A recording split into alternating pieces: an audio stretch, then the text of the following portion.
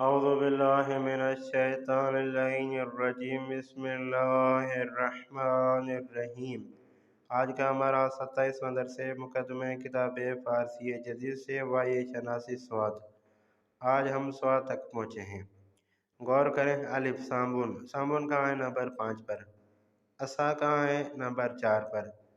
صندوق پستی، صندوق پستی یعنی پوسٹ آفس والا صندوق جس میں ہم اپنا لفافہ یا کوئی ڈاکومنٹس وغیرہ ڈالتے ہیں بھیجنے کے لیے، ٹھیک ہے جی، اس کو کہتے ہیں صندوق پوستی، ٹھیک ہے جی۔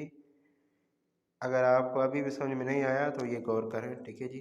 چلے میں آپ کو دکھاتا ہوں صندوق پوستی کہاں ہے۔ اس کو کہتے ہیں صندوق پوستی، ٹھیک ہے جی۔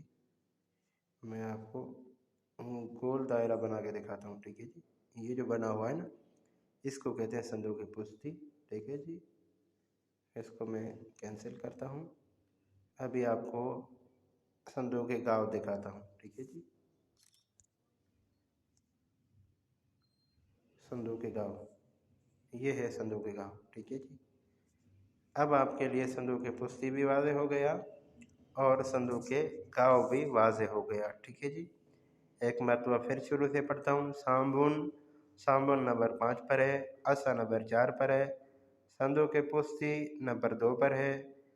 گاؤں صندوق کہاں پر ہے؟ نمبر 6 پر ہے۔ صورتی کلر کا نام ہے جو 1 نمبر پر موجود ہے۔ صندلی یعنی کرسی نمبر 3 پر ہے، ٹھیک ہے جی۔ یہ چیز آپ کے لیے واضح ہو گئی، ٹھیک ہے جی۔ اب نیچے چلتے ہیں، دیکھتے ہیں کیا ہے۔ یہ الفاظ ہیں جن کو میں آپ کے لیے پڑھتا ہوں، یہ کام کے الفاظ ہیں، آپ کو کام آئیں گے۔ غذا، غذا یعنی کھانا۔ صندوق، وہی صندوق، عام صندوق، ٹھیک ہے جی۔ انہوں نے اس کے ساتھ کوئی اور چیز نہیں لگائی، ٹھیک ہے جی، تو لہذا صندوق کو صندوق کہا جاتا ہے۔ کتکش، وہی پھٹا جس کے ساتھ سیدھی لکیر نکالی جاتی ہے۔ جوراب، جوراب وہی جوراب۔ کفش، کفش یعنی جوتے۔ صابن، صابن وہی صابن۔ لباس، لباس یعنی لباس۔